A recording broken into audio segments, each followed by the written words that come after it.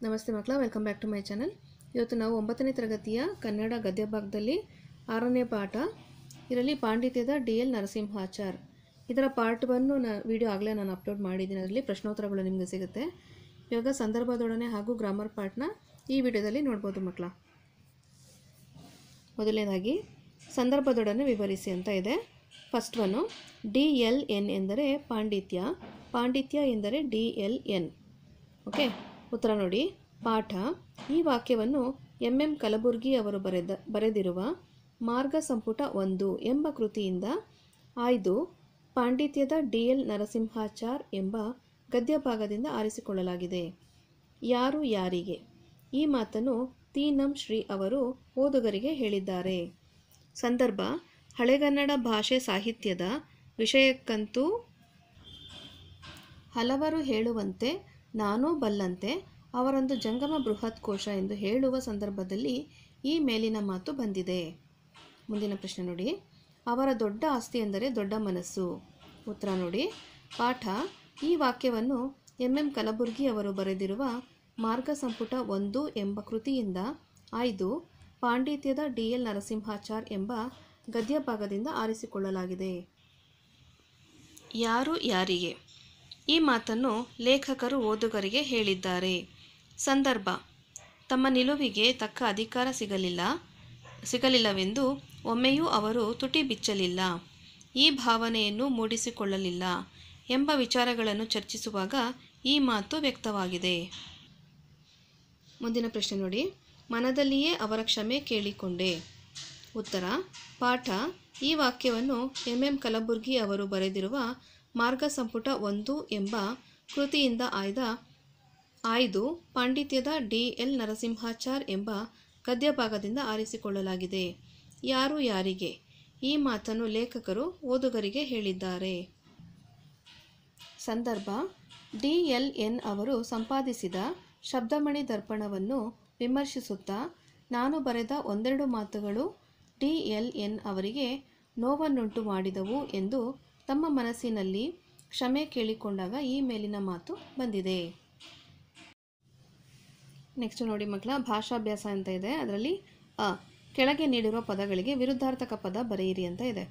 ಮೊದಲನೇದಾಗಿ ಮರಣ ಜನನ, ಜಂಗಮ ಸ್ಥಾವರ, ನ್ಯಾಯ ಅನ್ಯಾಯ, ವಿಶೇಷ ಸಾಮಾನ್ಯ, ಶುದ್ಧಿ ಅಶುದ್ಧಿ, ಅಸಾಧ್ಯ ಸಾಧ್ಯ, ನೋವು ನಲಿವು, ಗೌರವ ಅಗೌರವ, ಹಿರಿದು ಕಿರಿದು, ಬೆಳಕು ಕತ್ತಲು, ಪರಿಪೂರ್ಣ ಅಪರಿಪೂರ್ಣ, ಶಕ್ತಿ ನಿಶಕ್ತಿ, ಮುಳುಗು ತೇಲು, ಅವಶ್ಯಕ ಅಶಕ್ಯ ಶಕ್ಯ.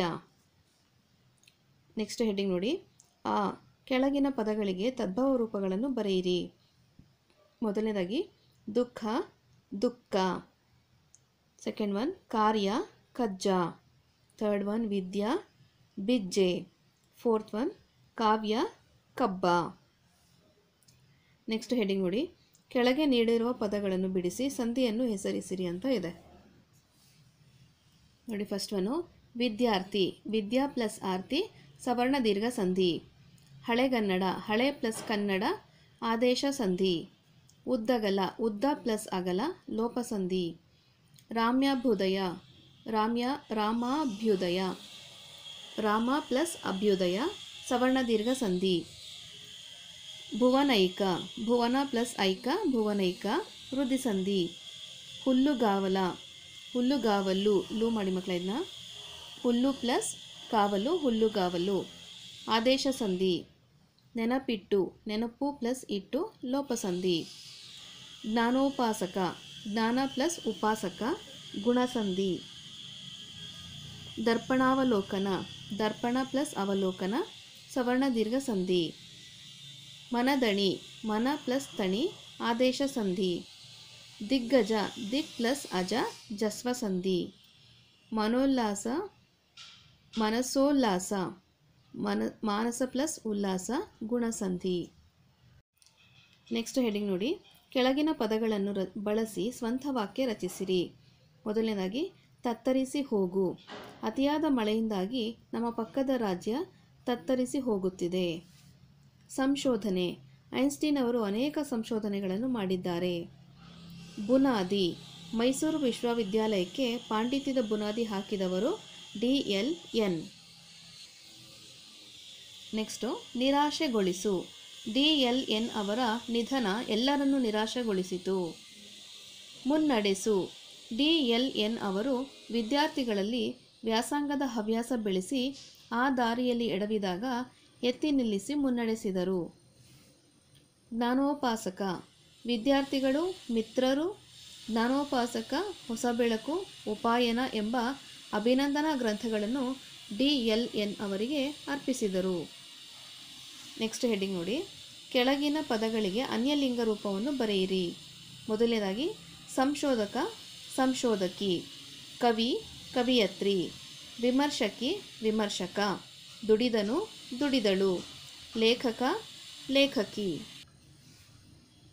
ನೆಕ್ಸ್ಟ್ ಹೆಡ್ಡಿಂಗ್ ನೋಡಿ, ಇವುಗಳ ವಚನವನ್ನು ಬದಲಿಸಿ ಬರೆಯಿರಿ.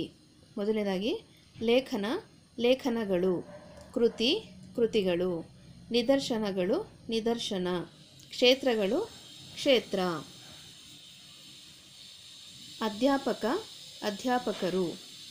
ನೆಕ್ಸ್ಟ್ ಹೆಡ್ಡಿಂಗು, ಕೆಳಗೆ ನೀಡಿದ ಕ್ರಿಯಾಪದಗಳ ಧಾತುವನ್ನು ಗುರುತಿಸಿ ಬರೆಯಿರಿ.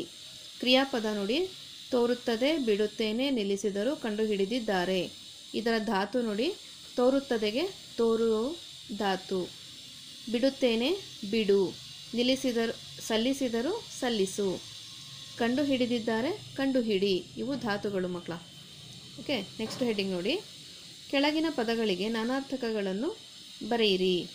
ಮೊದಲನೇದಾಗಿ ಹಳಿ, ಹಳಿ ಅಂದರೆ ರೈಲು ಹಳಿ ಅಥವಾ ನಿಂದಿಸು. ಕಳೆ ಅಂದರೆ ಕಾಂತಿ ಅಥವಾ ಬೇಡವಾದ ಹುಲ್ಲು. ಕಣ ಅಂದರೆ ಅಣು ಅಥವಾ ಒಕ್ಕಲು ಮಾಡುವಂಥ ಸ್ಥಳ.